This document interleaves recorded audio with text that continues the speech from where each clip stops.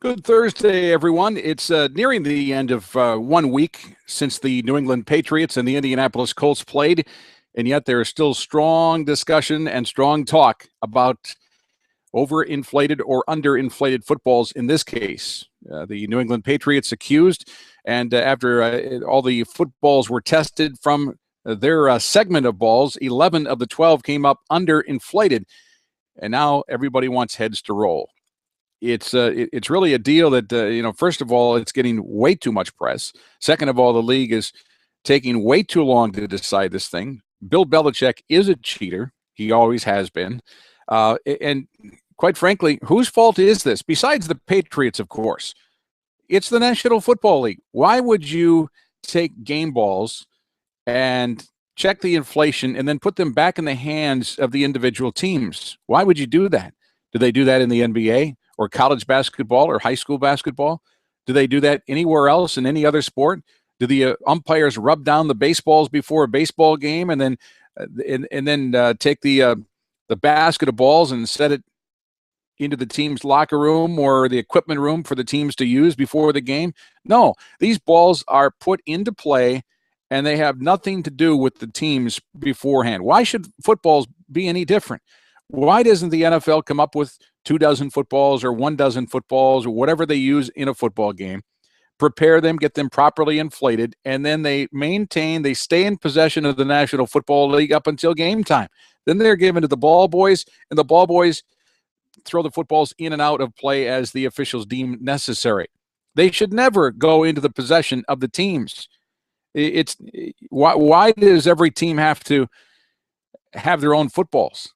It doesn't make any sense. They do it in college. They do it in high school. They throw, every team has their own ball. Why are we playing with different balls from different teams? Why is there not one regular ball and it's in the hands of the officials once they're inspected and they never go back into the hands of the teams? I don't get it. I think the National Football League can simply fix this by making sure that the teams do not have control of the footballs once they are inspected by the officials. They're locked up until game time.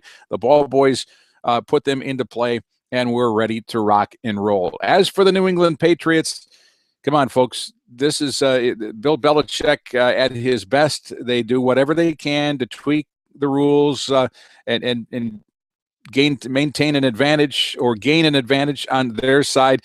The only way you're going to get Bill Belichick to stop cheating and the New England Patriots is to do something besides just a fine. How about, they'll suspend an NFL player 4 games for marijuana possession or marijuana use if they test positive. Now, I'm not suggesting that this is that marijuana use is something to be scoffed at or laughed at.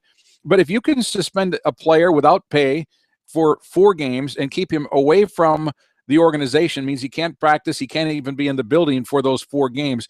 Why not take Bill Belichick, who apparently has become a multi-time offender in various activities, and whether it was directly Bill Belichick or not, he still is the guy that's in charge of the overall operation of the football team, the head coach. He's responsible and needs to be held accountable. How about next season? For the first 4 games of the regular season, Bill Belichick sit the sidelines, not being able to be a part of the organization. He can prepare the team going through training camp, but once game 1 hits, Bill Belichick suspended for 4 games without pay. He can have nothing to do with the football team. Maybe that's too harsh. Maybe it's 2 games. But send some sort of a message, because these monetary fines for these coaches and players that make a boatload of money, I mean, the Patriots here, they are cheating. And if you're able to win a Super Bowl, get to a Super Bowl, win a Super Bowl, the reward is bigger than the risk. So in other words, if you take a draft pick away from the Patriots and fine the organization so many $100,000, maybe $1 million, if they win a Super Bowl, so what? They've already accomplished the main goal. You have to hit them a little harder. Hit them where it hurts. Bill Belichick shouldn't be on the sidelines, whether it be 2 games, 4 games, can't coach the team, can't practice with the team.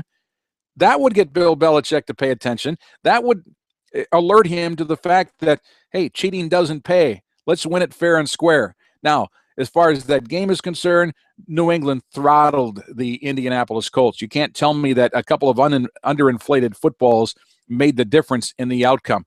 This is becoming way too big of an issue.